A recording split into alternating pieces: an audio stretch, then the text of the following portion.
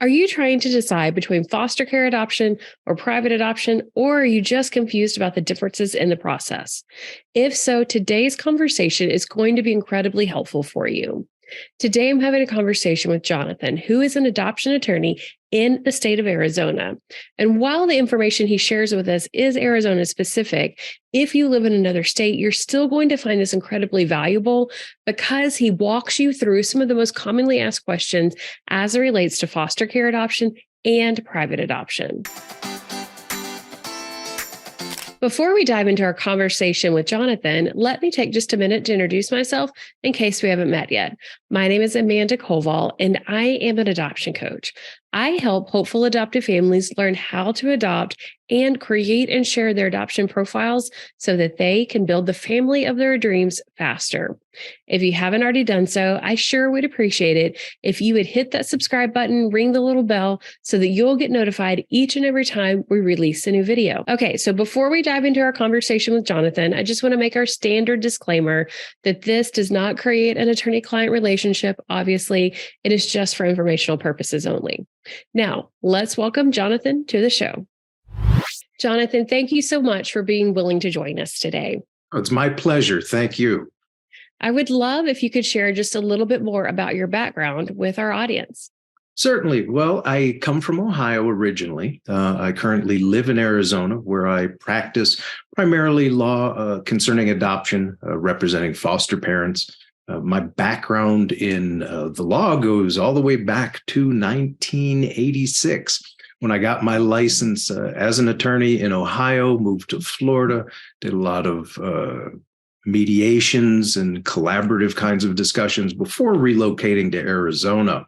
When I relocated here, my wife, who was a teacher, had a teacher friend who was in the process of adopting a child and needed an attorney. And she came to my wife in tears and said, "Does your husband do adoptions?" And I told my wife I'll get back to her in an hour. I read the law from cover to cover. It's Title VIII here in Arizona, and said, sure. And I haven't looked back. I've done probably thousands at this point of adoptions involving foster parents, as well as private placement adoptions, step-parent adoptions, and I love what I do. So thank you for having me today. Awesome. Well, thank you. And thank you for sharing that story with us. I find that most adoption attorneys that I come across have some sort of story of reason why they got into adoption. And I love to hear that you have that connection of your wife's friend that really brought you in, because I think it helps you understand the adoption process from a little bit different perspective, right? Oh, no question. Absolutely no question. In fact, my wife was adopted as an infant. So I've been through, absolutely. So I've been through the search that she's done to find relatives, biological relatives, to find out a little bit more about her background. Wow. That's awesome. Well, so you touched upon it in your intro that you not only handle private adoptions, but you also handle foster care adoptions in the state of Arizona. So I'd love for us to structure our conversation today to focus first on foster care and to get kind of a baseline understanding for our audience, and then move into private adoptions. Does that work for you? Absolutely. Absolutely. Foster care in Arizona is such a necessary and such a wonderful thing. Here in Arizona, we have anywhere from 13 to 14,000 children that are in care of the state at any time. And we need foster parents. As a foster parent, your role is to love and to nurture that child and to really work with the Department of Child Safety, which is Arizona's child safety organization, to reunify that child with its parents or with its family, if possible. The guiding principle in the law in Arizona, and probably across the nation, is what's in the best interests of that child. As a foster parent, you are responsible for the 24/7 care of that child. The department will assist, will help you with arranging for medical providers. You are paid a small sum, a subsidy or a supplement for the purpose of providing for the child. But that's really not the goal. And most of my foster parents, that's not the goal either. The goal is to really give of themselves. Many of them hope at some point to adopt, which is absolutely the way a lot of those foster situations go. when a parent's rights have been terminated by the court. In other words, once the parents have gone to court and a finding of abuse or neglect has been shown, the parents' rights are severed. And at that point, the state will look to first the foster parents to see if they're in a position to adopt. You can be a foster parent if you're a relative. You can be an unlicensed foster parent. You don't need to be licensed to be a foster parent. You have to go through a background check. That background check is basically to verify you don't have any outstanding criminal complaints against you that could affect that child. Certainly that there's no child welfare types of issues that would affect your ability to care for the child or possess or pose a risk to the child. We do what's called an Adam Walsh check, which many of your listeners may have heard about, which is basically a nationwide search to verify there's no, again, founded claims of child abuse, neglect, or anything like that against the person. Once that parent's rights are terminated, what will then happen is the state will come back and will do another kind of inspection and investigation. They'll do a more thorough home study. Home studies can be intimidating. When they place a child with you, they want to verify that, again, the child will be safe in your care. For instance, they'll look at your home. Is there a pool in the backyard? Does the pool have a fence around it? Is that fence locked? Is there a gate? Are any medications that you're taking locked up and above a level by which a child could reach, not just standing on the ground, but can they crawl on top of that cabinet and open the medicine cabinet? Because again, the primary concern is the safety, the health, the welfare of that child. They'll also look to make certain that financially you are in a position to foster, that you have enough to meet your own needs, because again, children, as we all probably know, come with their own expenses. And that subsidy that's paid through the subsidy division of the Department of Child Safety may not cover everything. Yeah. That subsidy will continue after the adoption. It may change, but it does continue. And once you have your background check done, they want to make certain that you have enough funds for your own needs before you take a child into your care, because they want to make certain that that child will be cared for from the amount you receive from the subsidy division. After the home study's been done, the child's placed, and then you go forward towards the adoption process. During the adoption process, hopefully, you will align yourself with a professional, with an attorney who will help you through it. I will tell you, in the state of Arizona, you don't need an attorney. And furthermore, a county attorney can provide you with assistance. Having said that, the county attorney has other duties on their tables, and navigating the system on your own can be daunting, because you need to obtain from the Department of Child Safety their approval, their certification and consent to your adopting. You have to have a subsidy processed again. They do a new evaluation, which determines, based upon the needs of the child, whether or not and to how much a subsidy will be paid to you. County attorney doesn't get involved in that. And again, doing it on your own, you don't know perhaps the questions you need to ask, what therapies are included in their determination as to how much subsidy will be paid. Once that subsidy has been extended, they'll send to you a contract for your approval. Once that's approved, they will then consent to the adoption, and you can take the next step, which is filing your documents, filing your petition to adopt, filing the supporting documents that you'll need to go before a judge, and the court will then set a hearing. Hearings are not to be concerned with. They're not the types of things we see on TV, like in Law and Order. It's not where somebody gets on the stand and you're examined or cross-examined. I like to tell people I practice warm, fuzzy love, because when you get to that hearing, what the judge wants to know is, what's your relationship with this child? What's the child's relationship with you? Do you know about the child? Do you know the child's birth date? Are you a good placement for the child? Is the child thriving in your care? Again, what's in the child's best interests? Many attorneys who practice adoption law, certainly in the state of Arizona, understand that we handle things a little differently. I myself like to engage my clients on a very personal basis, to draw them in when they're answering questions with the court that really expresses and displays what best interests are, and the fact that you are considering that child. And the child's interest when you're deciding to adopt it, because a lot of people use the phrase, it's not like adopting a puppy. And I hate that, because you should never adopt a puppy without the intention to keep that puppy and raise it and love it and nurture it. But this is a lifetime obligation. This is a child. This, at the time of the adoption, becomes your child.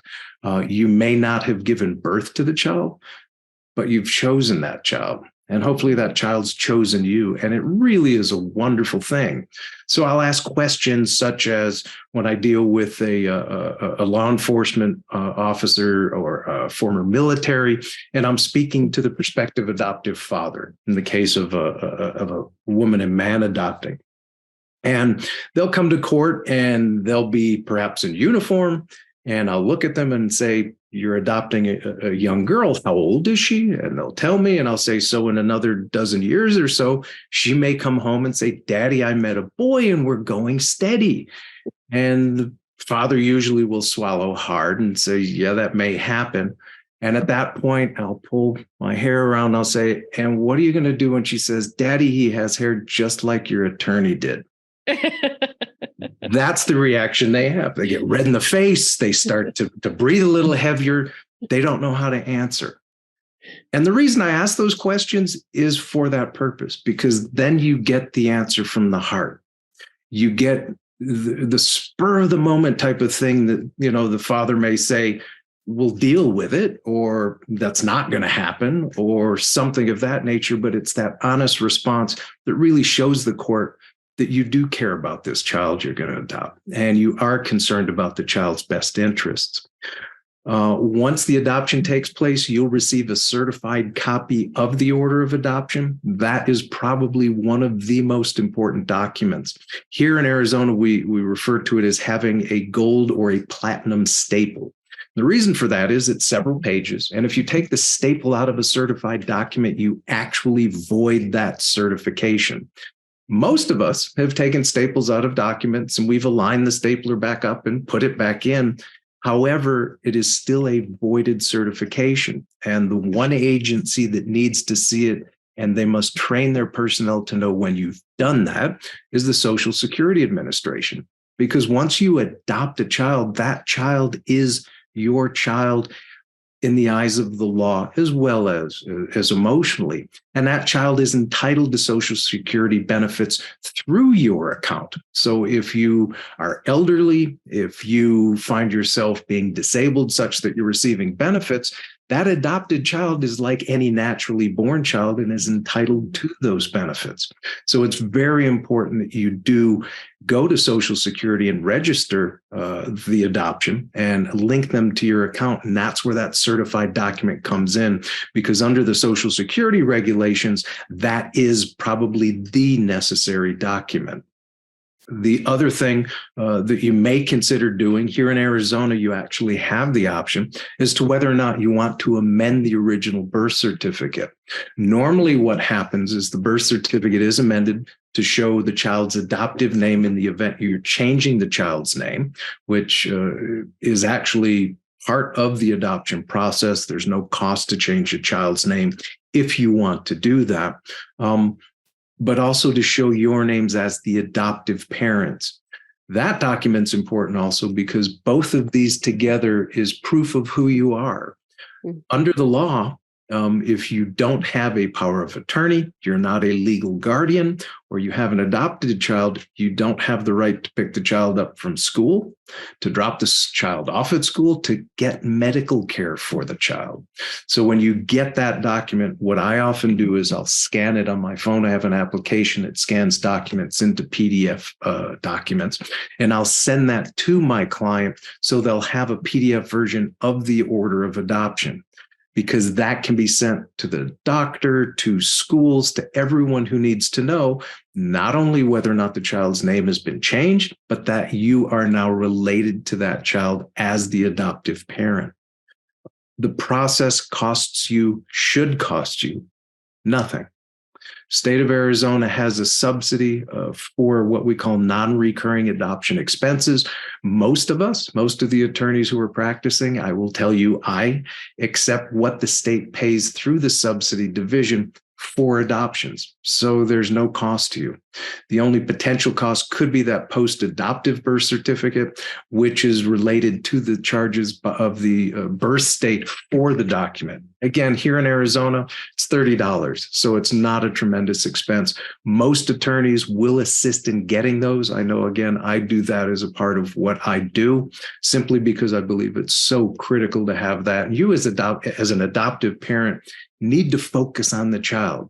You don't need to worry about all these little things that are happening in the background, or, how to get the birth certificate. Mm-hmm. The only thing you need to be concerned with is that child's health and safety, and again, welfare. If you're interested in being a foster parent, the best way to start is with one of the agencies that certify foster parents. Here in Arizona, the primary agency is Arizona's Children Association. It is a nonprofit, like most of them, but they will do the training. The reason I mention them is they're affiliated with the Arizona Department of Child Safety. There are a number of other agencies. There is Catholic Charities. There is Southwest Behavioral. There are any number that are available. If you have a question, Google it. You're certainly welcome to reach out to me, and I can help you find someone that you have a relationship with, that you feel comfortable going to for the training. The training does not take an exceptional period of time. It's basically telling you how to be a parent, as well as advising you what you are entitled to as a foster parent in terms of assistance from the Department of Child Safety. Final word about foster parenting. As I said before, you guys are my angels. But you need to think in terms of when you were in junior high school. And in junior high school, you probably met somebody and you probably fell head over heels in love with that person. And you thought that this was it. This was going to be it forever. Life was great. What happened? That person probably did something, or something happened to the relationship that left you with a broken heart. I tell my foster parents that's kind of like what being a foster parent is, because you give so much of yourself to that child, and you really have to, because understand these children are coming into care with, I hate to say baggage, but with issues. It could have been they were abused, they were neglected, they may have been born addicted. They come to you is a dry sponge, and it's your love that saturates them. It's your love and your nurturing that gives them that chance to thrive, that puts them on that direction. But at any point, the Department of Child Safety can come in and say, you've done a really good job. The parents have done what they've needed to. They've gotten drug counseling. They are clean. They are sober. We're reunifying the child with the parents. Or they found a family member that is able and willing and ready to take the child on in foster care. So we're going to move the child there. And as a foster parent, generally speaking, you have to support that. And it hurts. The law in Arizona does provide for you the ability to receive some grief counseling. There hasn't been a lot of use of that, because in the law, there's no legally enforceable right. It just mentions you have it. There is a new law that is in the process of being passed, actually, as I speak, which will give you some equitable relief, meaning you can finally obtain that grief counseling if that does happen. Again, we all hope it doesn't, but I like my clients to go in understanding the realities of what can happen. Because ultimately, as an attorney, my role is educating you, my client, to supporting you. I like to get involved in cases early, even before parents' rights are terminated, so I can help guide you through the process as well as explain what's happening. As a foster parent, In a dependency case, you are only a participant. What that means is if the court asks you a question, you can respond to it. You don't have the right to ask questions. You don't have the right to put on evidence. You basically speak if you're spoken to, which is not necessarily a bad thing, but you should understand what is happening so you can protect yourself, so you can give the department the information they need. Yeah. So that's the foster side of things. Awesome. I have a couple of follow-up questions on Certainly. that. I oftentimes get questions on foster care, and it's definitely not my area of expertise. So forgive any, misspeaking that I make here as I kind of stumbled my way through sharing the questions. So the first question I often get is whether or not you can foster a child from a different state, or are you required to be a resident of that state in order to foster a child in that state? It's a great question. It's a 55-gallon drum that you just opened up, not a can of worms. But yes, short answer is yes. There is something called the Interstate Compact on the Placement of Children. Basically, every state in the nation and Puerto Rico have entered in an agreement.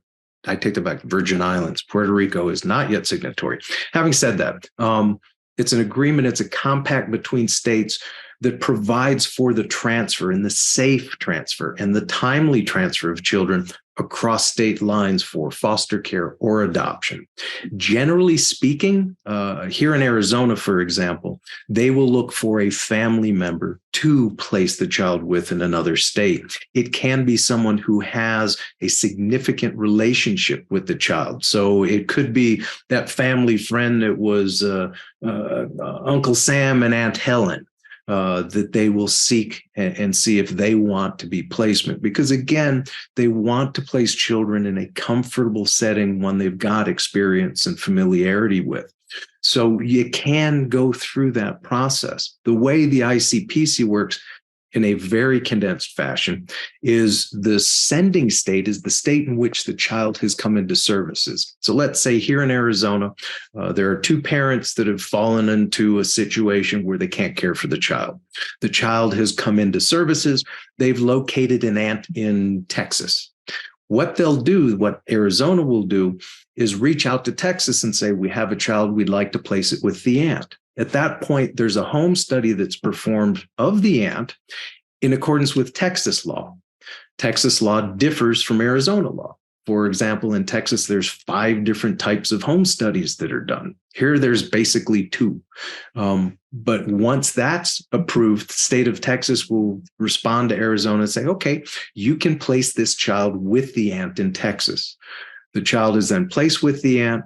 Visits are performed every 30 days. In other words, someone from Texas will visit the home, visit the child, make certain everything is fine, make certain that the child is thriving, getting the care they need, and will respond back to Arizona. While the child is in Texas, the healthcare benefits they get will be in accordance with Texas Medicaid law. When you foster a child, you get, or the child does receive healthcare. The healthcare is sort of an adjunct to that state's Medicaid benefits. So again, there's no cost to you for the health care. And when a child transfers, it will transfer and receive those benefits, but under the law of the state in which it's being placed. The same sort of thing happens when, for instance, if a child comes into services in Texas and is placed in Arizona, Arizona does that study, verifies that the child will be safe, that the people who are going to care for the child are fit and proper, and will respond back to Texas saying, okay, you can place the child here. If termination happens and it then becomes an adoption, there's generally another study that's done just to verify that, okay, this family was fit for foster purposes. Are they fit now to adopt? Under the ICPC, it has to be 6 months. The child has to be in your care for 6 months before you can get approval. In fact, in the state of Arizona, once you have a child, you have to have a child in your care and foster care for 6 months before you can adopt that child. There are some exceptions, but generally speaking, they will look for 6 months' time in care before you'll get any of the approvals. So getting back to your question, yes. Yeah, it is possible. Thank you. Absolutely. probably about to open another 55-gallon drum here of questions. Another question I quite often get in our community is from hopeful adoptive parents that are looking specifically to adopt a newborn. And they ask if that's possible through the foster care process. What I just heard you say was that a child needs to be in your care for at least 6 months. And earlier you spoke about the fact that the parental rights of the birth parents would also need to be terminated before a child would be eligible for adoption. Correct. My magic wand moment is there a timeline, right? That's like, on average, it takes about this long before a child is eligible for adoption, which may be the 55-gallon drum of all the layers of complexity. I will tell you, it can happen in as short as, in my experience, I'm trying to think what the soonest was. I want to say right around 8 months old. That in that particular case, without divulging too much information, child came into services because it was technically born addicted. When a child is born in the state of Arizona, they'll take the umbilical cord, they will test it for certain antibodies. It's called a meconium test that will show whether or not the birth mother was under the influence of drugs, methamphetamine, heroin, whatever it is, even marijuana. When that is a positive test, the child comes into services. In this case, the child did test; it was heroin or opiates. The child did immediately come into services. Mom walked out of the hospital, never to be seen again. So they went immediately to termination because mom never showed up. The judicial process was they reached out, tried to offer mom services. They immediately had a finding that there was a dependency. And again, you did open that drum, but that's okay. The first finding of the court will be whether or not there is a dependency. The court will determine whether or not that child should be a dependent child on the state of Arizona due to neglect, abuse, whatever the circumstances are. That's not termination. That simply means that child is entitled to the services of the state while the parents are receiving services to try to get over the issues they had so they can go back to being a parent. Yeah. If they fail in that, then they will go to a termination. They'll change the case plan to they call it severance and adoption. Here in Arizona, we talk in terms of severance. Other states may speak in terms of termination, but it's the same thing. You're severing the rights of the parent to the child. In that case, they virtually immediately went to severance and adoption because there was no one there. There was no one showing up. There was no services. All we had was the foster parent who had a long history of fostering children and wanted to adopt that child, even knowing there were likely to be issues. By issues, a child who comes into services that is addicted, especially in that case, the child goes through withdrawals, and it's absolutely heartbreaking to see. But what often happens is a year, 2, maybe even 3 years later, you'll start to notice or start to see certain behavioral types of issues. I'm not a physician. I haven't done the research. I can't tell you it's this, that, or the other malady. However, in my experience, I see a lot of behavioral issues that come out when a child is 1.5 years, 2 years old that was definitely born addicted. And this is not talking about some of the more horrific types of things, such as fetal alcohol syndrome. I could give you a list that just is truly heartbreaking. And I've adopted many of those children to fosters who only take in these medically fragile children. So yeah, you're looking at about 8 months on the early side of things. Normally, you are probably looking in terms of anywhere 1 year to 2 years, because they will give a parent all the chances they can, as long as a parent is honestly doing what they are to try to recover, as long as they are staying in contact with the child and are safe with the child. They don't just get the child while it's in care. There's someone who supervises the contact. Sometimes it's virtual. So the child's safety and best interest, again, is always paramount. But they will give the parent enough of a chance. Once a child's been in services 19 months, you're almost certainly going to adoption. Yeah. Um, That's very helpful. Thank yeah, you. but that's generally. Can you specifically request to foster infants and newborns? You can make that request. When you get certified to adopt, when you have taken the classes, you become a licensed foster caregiver or a certified foster caregiver. You can tell the agency the age range that you are looking to foster. What you can't do is say we are only fostered to adopt. And when I lecture around the state, first question I ask is, who here is fostered to adopt? Please raise your hand. And I'll get people, a smattering, or it could be half the people that raise their hands. And I tell them, no, they're not. And they look at me as if, what do you mean? How are you challenging? There is no designation, fostered to adopt. You can certainly say you are open for adoption, but again, the main thing that the department's looking for is foster, someone who will foster that child and the child's relationship. If you are seeking to adopt, if that is your primary desire, and you want an infant, you are probably better off trying to do that privately. Yeah.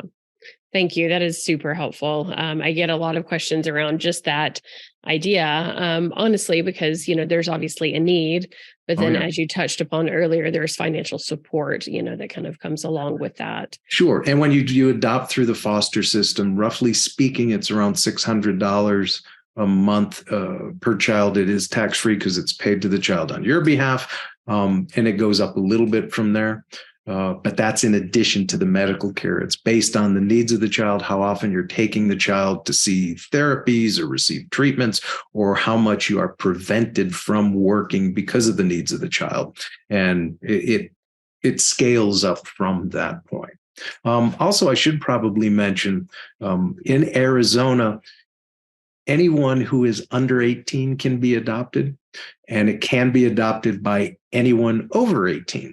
Is you can adopt as an individual or as a married couple.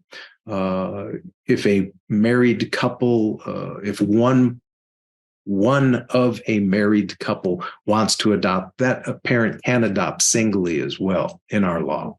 The way the law is written, it still does speak of man and woman, and this is a huge 55-gallon drum. This is a dozen of them. The former governor, had already declared and entered an order, basically, such as he could, that there should be no discrimination. Our Supreme Court has piggybacked on the Supreme Court of the United States, where it says there is no distinction between a man and a woman and a single-sex couple in terms of rights and obligations.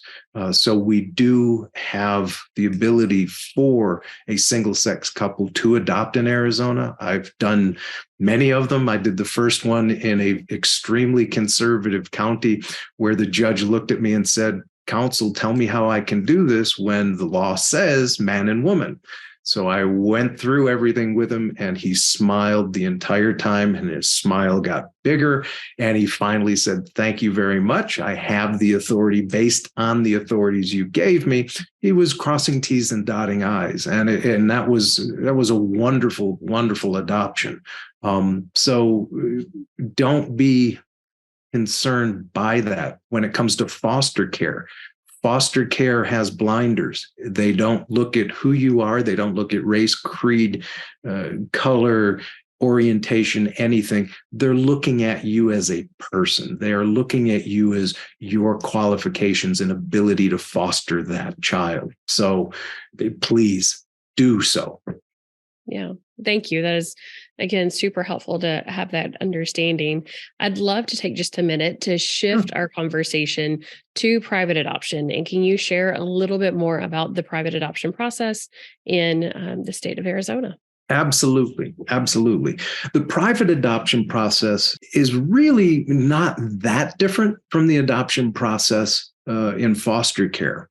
An adoption itself just looking at that element, you have to file a petition that says who you are, your relationship with the child, how long the child has been with you, whether or not you're certified or not, whether or not you have either the consent of the birth parent or the birth parent's rights have been terminated. And then you have to give them some supporting documentation.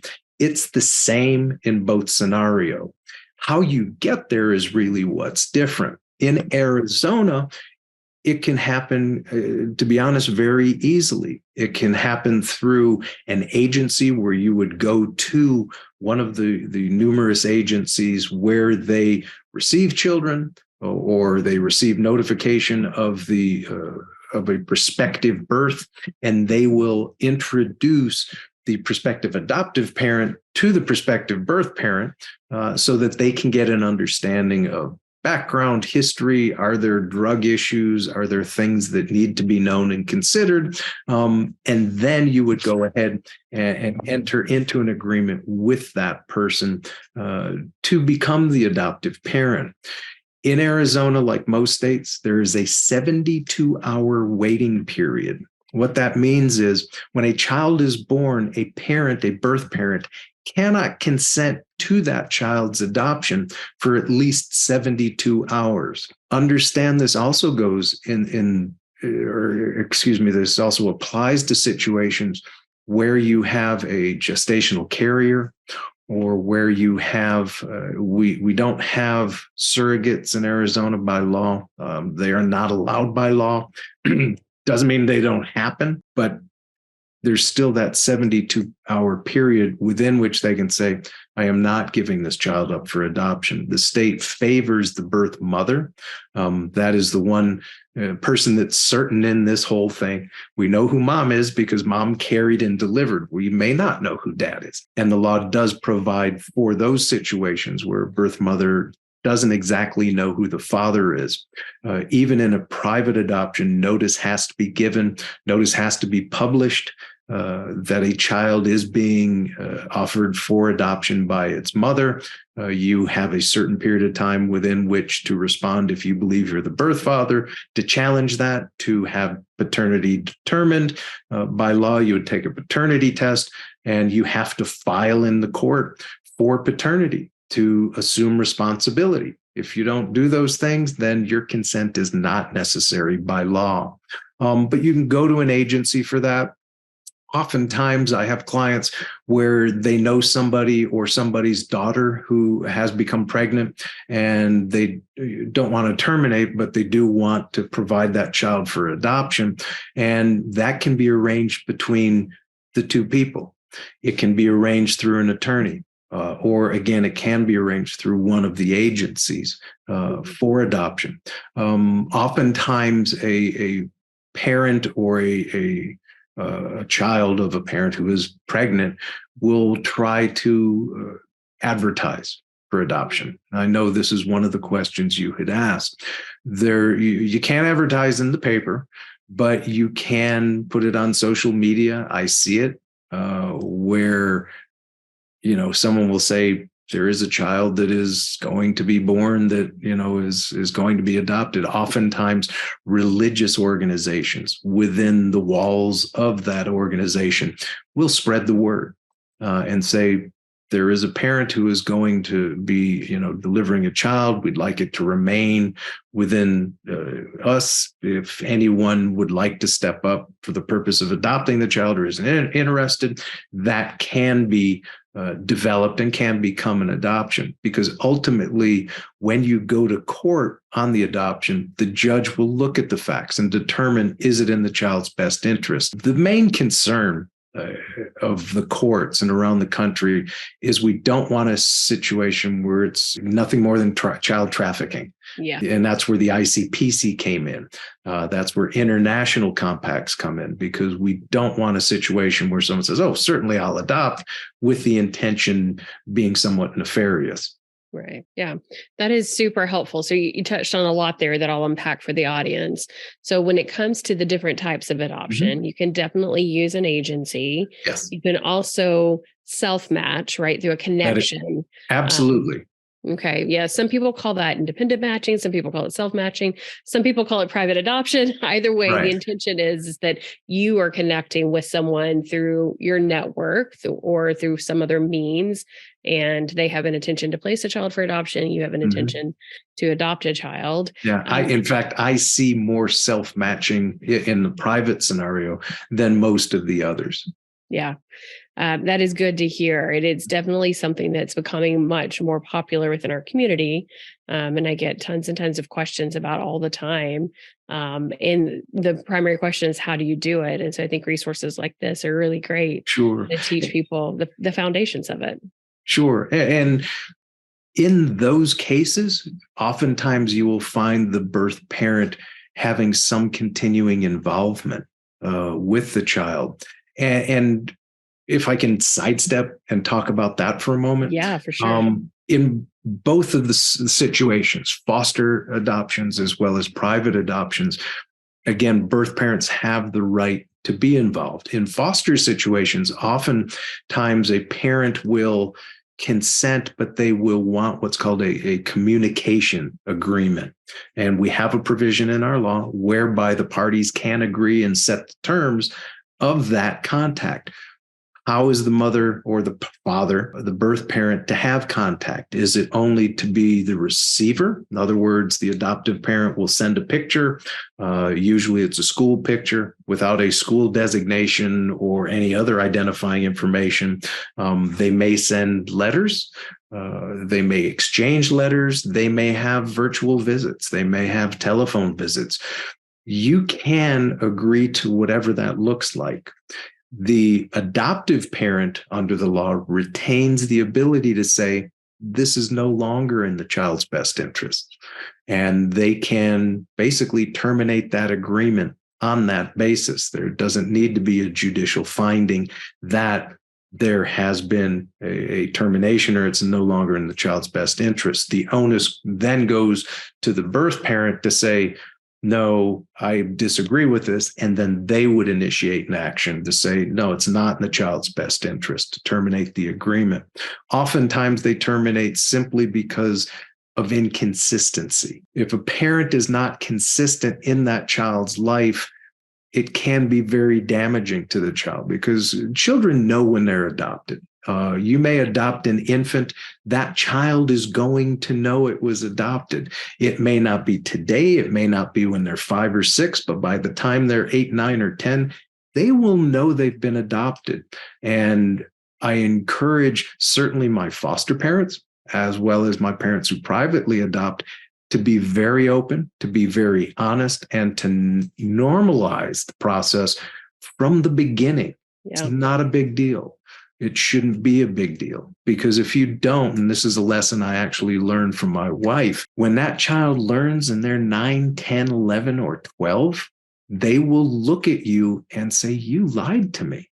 Yeah. My whole life up to this point is a lie. So again, a caution. Yeah. Back to the private adoptions. In the cases where birth parents are involved, it's almost like having an aunt. Oftentimes they are called mother, and the children will refer to them as mother. They'll refer to their adoptive, mother as mom or dad. There is their own designation of who's who. And in that line, I encourage you to allow the child to make that determination. They will know who their parents are. They will know who is legally responsible, but their comfort is what's important. So I apologize. Did that sidestep? No, that's great. I love that you talked about what most people I've seen called post-placement agreements, right? Or post-placement contracts. And I think we learned in the state of New Jersey, for instance, it's a contract. I think it was New Jersey. Don't quote me on that. I am not an attorney. But there are certain states that do require it as a legal contract. And it's good to hear that there is the opportunity to change that contract based upon the circumstances. I personally would love if both parties were agreeing to the change, right? But if there's a non-responsive responsive party, there's Right. very little you can do in that situation because things will change as the children grow. I know that that's what's happening in my own life right now without divulging too much of my, children's private stories. But and it is, to your point, really important to share from the very beginning in an age appropriate way. That is my biggest advocation, is age appropriate, right? It started out in our family that you grew in my heart, not in my belly, right? And then it moved into you had a tummy, mommy, right? And, Right. those types of things as they were small and trying to piece together, seeing their friends are pregnant, their friends' parents are pregnant, but yet I'm going to have a brother. And that doesn't, I don't understand that type of situation. So I definitely agree that it should not be a big surprise or reveal type of moment. That's very No, it's special, and again, children know that, and you will see, and I've seen in children that I've assisted in their adoptions come back years later, and they're proud.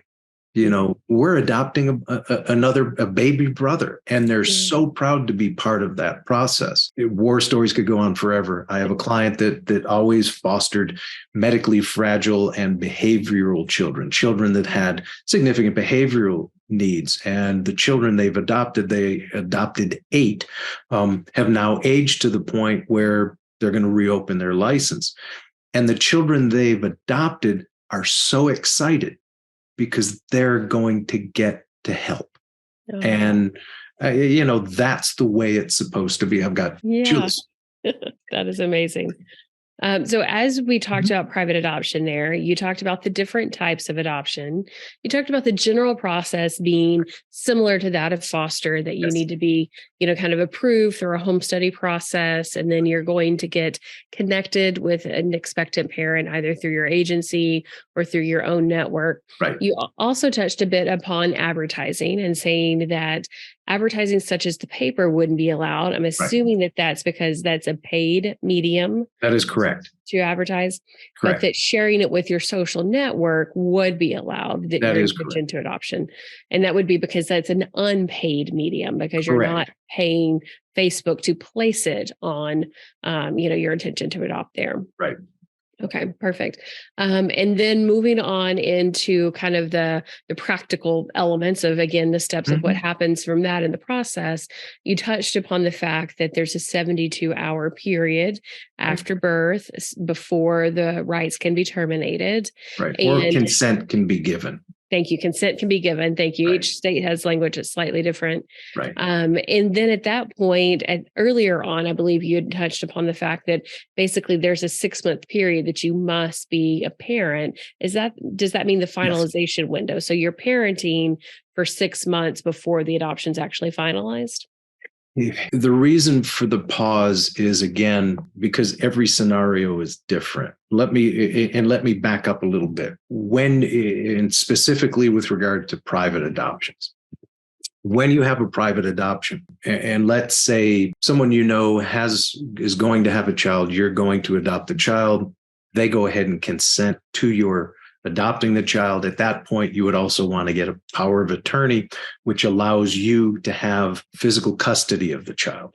Yeah. In other words, without that, she's still the birth mother is still the mother, and the father is the father. They have the legal right to the child. You don't have any legal rights. By having a power of attorney, or better yet, even a guardianship, you have the legal right to have that child in your care, custody, and control. You have the legal right to provide for that child. So simply having the consent doesn't get you to the point of custody without that document from a standpoint of the law. One of the things you will want to do that will help later is to go ahead and have that home study done.